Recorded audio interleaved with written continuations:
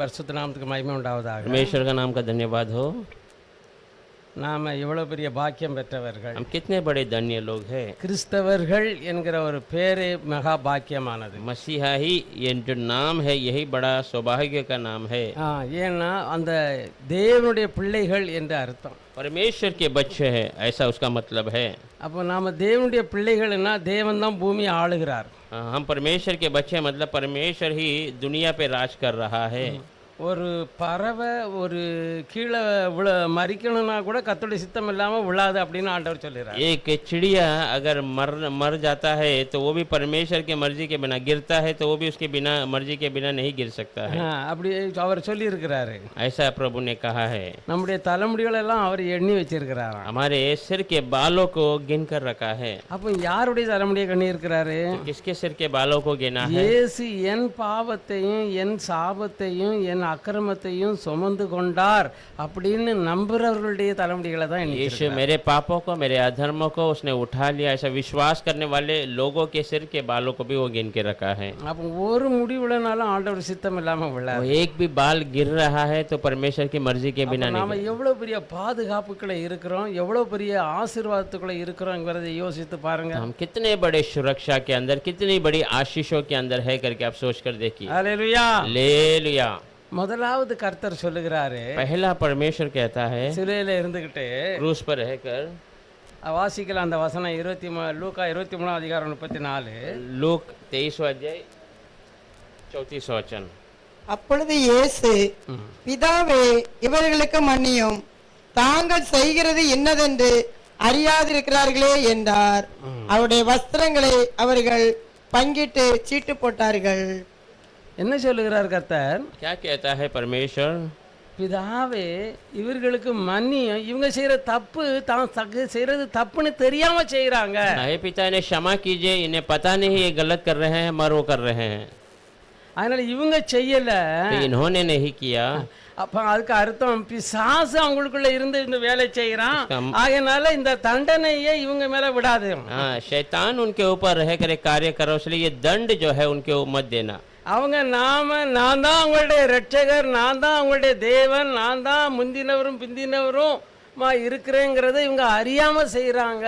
இவங்களுக்கு மன்னியும், मैं उनका उद्धार करता हूँ, मैं ही उनका खुदा हूँ, वो नहीं जाने अनजाने में वे ये कार्य कर रहे हैं, उन्हें क्षमा कीजिए। இத நம்முடைய வாழ்க்கையிலேயே நாம பிராக்டிकल பண்ணணும். ये हमारे जीवन में भी हम जो है लेके आना है।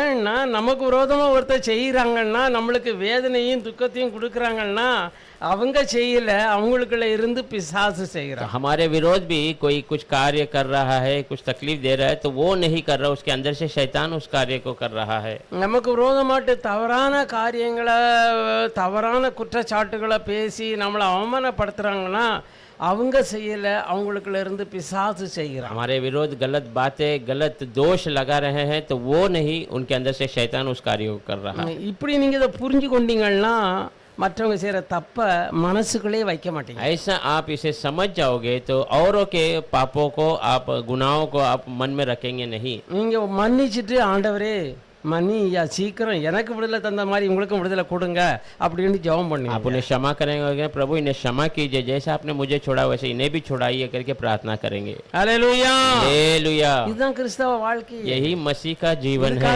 தான் அவர் சொல்றாரு, ஆண்டவரே இவங்க செய்யறது தப்பு இல்ல, ஆனா அவங்க தப்புன்னு தெரியாம செய்யறாங்க, அவங்க செய்யல, அது அவங்களுக்குள்ள இருக்கிற இந்த பொல்லாதவன் அவன் செய்து கொண்டே இருக்கிறான். प्रभु वही कहता है, ये कर रहे हैं गलत है, पर ये नहीं कर रहे हैं, इसके अंदर से वो शैतान बुरा वो कर रहा है। நாம என்ன செய்யறோம், அவன் திமிரு பிடிச்சிருக்குது, வம்பு பிடிச்சிருக்குது அப்படின்னு பிள்ளைகள்ல இருந்து எல்லாரையுமே நாம பேசுறோம். हम क्या करते हैं कि उसको बहुत चर्बी आ गया है, वो बहुत घमंडी हो गया करके बच्चे सब विरोध उनके बातें करते हैं। நம்ம குடும்பத்தில் உள்ளவர்களையே, நம்ம பிள்ளைகளையே, நம்ம மனைவி புருஷன் எல்லாத்தையுமே நம்ம அப்படித்தான் பேசுறோம். हमारे बच्चों, हमारे परिवारों को, हमारे पति पत्नी सबको हम ऐसे ही डांटते हैं। நாம அப்படி அறியாம தான் நாமளும் பேசுறோம். हम भी अनजाने में ही बातें कर रहे हैं। ஆனா உண்மையை புரிஞ்சிங்கன்னாக்கி அது அவங்க செய்யல, அவங்களுக்குள்ள இருந்து பிசாசு செய்யறான். सच्ची बातों को अगर हम समझेंगे तो वो नहीं कर रहे, उसके अंदर से शैतान उस कार्य को कर रहा है। Hallelujah, hallelujah.